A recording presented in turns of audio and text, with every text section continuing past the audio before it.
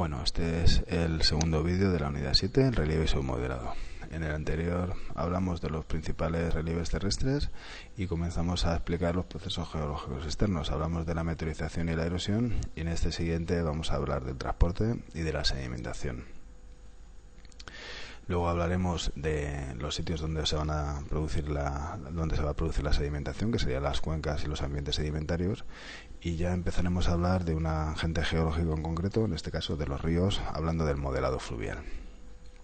Bueno, cuando los sedimentos son transportados, va a haber una serie de parámetros que determinan cómo realiza el transporte el agente geológico. Por un lado estaría la energía, que sería la capacidad que tiene ese agente para transportar y mover sedimentos, de tal manera que si los clastos son grandes y son movidos por ese agente geológico, pues quiere decir que tiene mucha energía. Por otro lado estaría la selección. Esto lo que hace es que los tamaños de los fragmentos de los clastos sean todos iguales o diferentes. Si los agentes tienen alta energía, no se van a seleccionar los clastos por tamaño, se transportan todos, grandes o pequeños, y llevan simultáneamente esos clastos. Si en cambio el agente tiene menos energía, los va seleccionando por diferentes tamaños. Y luego estaría la maduración. En el caso de la maduración, lo que ocurre que es este proceso de cambios en la composición y en la forma y tamaño de los sedimentos. El sedimento es más maduro cuanto más alterado esté. Por ejemplo, los sedimentos transportados por muchos agentes geológicos se van redondeando, eso indica madurez, y van quedando los minerales que son más resistentes, también indica madurez.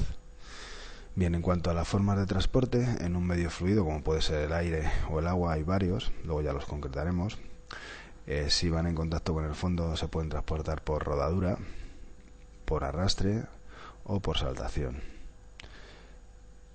Si van sin tocar el fondo, se pueden transportar por suspensión o por flotación en el caso de que su densidad sea más alta. Y también, si los materiales son solubles en agua, se pueden transportar por disolución.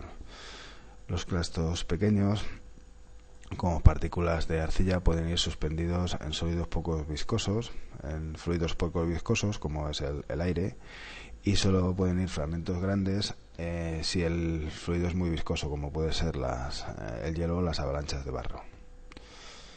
Bien, en cuanto a la sedimentación, lo que ocurre es que los materiales erosionados van a ser transportados y al final se depositan formando sedimentos, ¿vale? De la parte alta del relieve van a pasar a la parte baja, donde se van a sedimentar.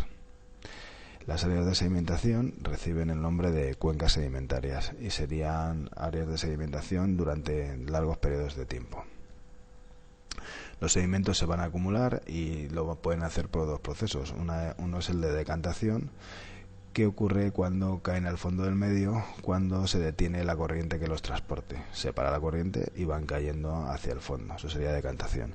O también puede ocurrir por acreción cinética. En este caso, el fluido se sigue moviendo, pero los clastos van a tropezar con un obstáculo que los detiene y hace que se acumulen. Eso sería la acreción cinética. Se llama cinética porque es en movimiento. En cuanto a cómo se ordenan los clastos cuando se sedimentan, esta ordenación hace que se originen diferentes estructuras sedimentarias. Una serían los estratos, que serían la disposición de sedimentos a lo largo de capas de varios centímetros o de metros. Aquí veis estos estratos como están dispuestos. Si ocurre a un nivel de menor escala, se llama laminación, es cuando los sedimentos ocupan capas de varios milímetros. Si los clastos están ordenados por su tamaño, lo que se debe a que han sido arrastrados por una corriente turbulenta y luego han decantado y se caen primero los más densos, que serían los más grandes, se produce una sedimentación gradada. Y también puede haber la llamada laminación cruzada, cuando se disponen en láminas que se cortan unas a otras y indican, como veis aquí, que forman ángulo, indican que en la sedimentación ha habido corrientes. Bueno, las cuencas sedimentarias serían esas extensas zonas de la superficie donde se van a sedimentar los sedimentos y pueden presentar hundimiento o subsidencia, es decir, se pueden ir hundiendo.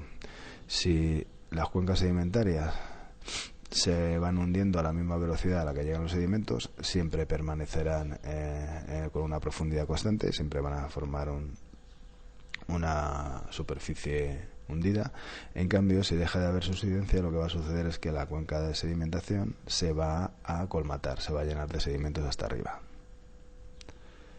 En cuanto a los ambientes sedimentarios, que serían el lugar concreto donde un agente geológico acumula sus sedimentos, se pueden clasificar en 3 tipos: continentales, marinos y los de transición en el límite entre el mar y el continente. Dentro de los continentales destacan los fluviales, que serían los valles y lagunas de inundación de los ríos; los torrenciales, que están relacionados con las aguas de arroyada y los torrentes;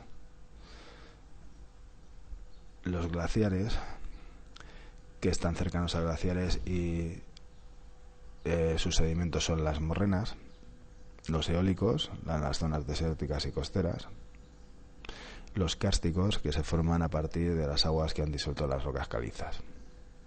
En el caso de los ambientes sedimentarios marinos tenemos los arrecifes, que son construidos por organismos coloniales que viven en aguas poco profundas, limpias y bien oxigenadas;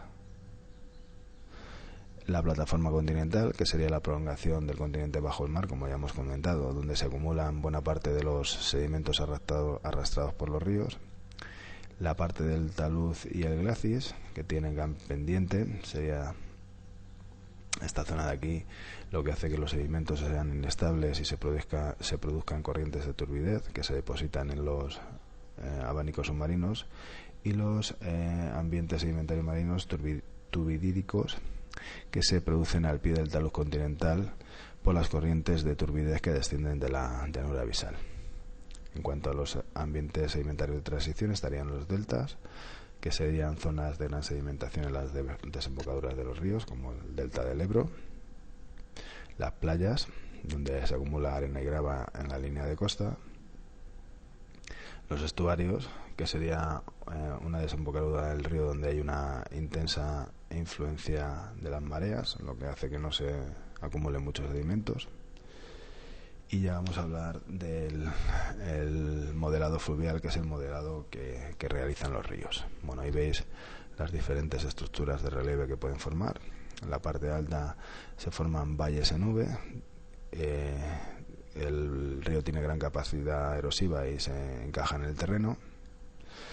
Y en la parte media y baja del río, en el curso medio y bajo, se producen valles de fondo plano, donde el río ya va perdiendo la capacidad de encajarse, pierde velocidad y se forman meandros y se queda un valle amplio y plano. Los meandros serían estas curvas características que aparecen en esas zonas del tramo medio de los ríos. Ahí tenéis un valle de fondo plano con sus meandros, y aquí un cerro testigo que se produce al erosionarse de forma diferencial todos los materiales y que quede uno más elevado por ser más resistente. Bueno, ahí tenéis también otra típica estructura, que son las terrazas. Se van a producir porque el río sufre procesos en los que erosiona más y otros en los que sedimenta, y dan lugar a un relieve escalonado en los que se va a encajar o se va a ampliar el valle. Un ejemplo de terrazas, el de nuestra ciudad. Esto sería un esquema del río Henares. Esta sería la zona donde está el Alcampo, y ahí en el lado derecho del río tenemos 3 terrazas fluviales, bueno, 4, de mayor a menor altura, más cercanas al río, las más bajas, y en el otro lado, como están los cerros, pues no se produce eso, pero sí que tenemos toda esta zona de terrazas, que es todo luego donde está asentada nuestra ciudad. Bien, en cuanto al transporte y la sedimentación realizada por los ríos, se va a producir una intensa maduración de los sedimentos. Estos se van a redondear, su tamaño se va a reducir y se van a alterar los minerales más inestables. Los sedimentos de los ríos van a tener esta típica forma de cantos redondeados. En el tramo alto, en el curso alto, se mueven clústeres de gran tamaño. En el medio solo se va a transportar grava fina, arena y limos, y en el bajo se transportan los materiales más finos, a limos y arcillas, con lo cual va a haber una selección por tamaños de los sedimentos. Bien, ya para acabar, conviene recordar cómo ocurre el transporte de la sedimentación. Tenéis que diferenciar los diferentes tipos de ambientes sedimentarios y conocer las principales formas del modelado fluvial.